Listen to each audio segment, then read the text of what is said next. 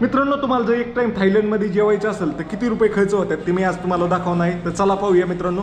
तर मित्रांनो, मी एका इंडियन हॉटेलमध्ये जेवायला आलोय. तर किती रुपये खर्च आहे एका टायमिंगला जेवायला तर तुम्हाला दाखवतो.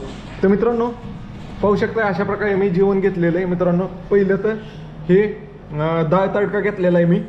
तर डाळ तडका आहे 100 बातचा. 100 बातचा म्हणजे 300 रुपयाचा. गुणुले 3 करायचं बातला मी सांगेल ते. 100 बातचा म्हणजे 300 रुपयाचा डाळ तडका आहे. हे चपात्या आहेत 2. ही पाहू शकता एवढी एवढीशा साईजच्या चपात्या. तर एक 20 बातची म्हणजे 60 रुपयाची एक चपाती. ही पाहू शकता 60 रुपये, हे 60 रुपये म्हणजे 120 रुपये, 420 झाले. आणि हे जी भाताची वाटी ही 20 बातची म्हणजे भाताची वाटी 60 रुपयाची.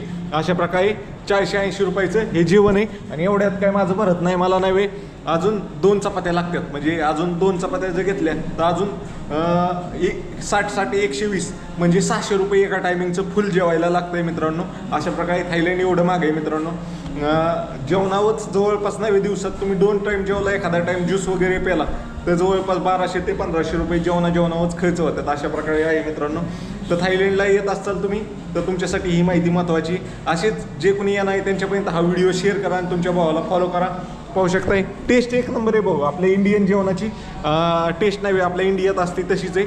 फक्त तुमच्याकडे पैसे जास्त असले पाहिजे. अशा प्रकारे आहे. तर मित्रांनो, तुम्हाला व्हिडिओ आवडला तर फॉलो नक्की करा. तुमचा भाऊ इतक्याला आम्हाला आहे.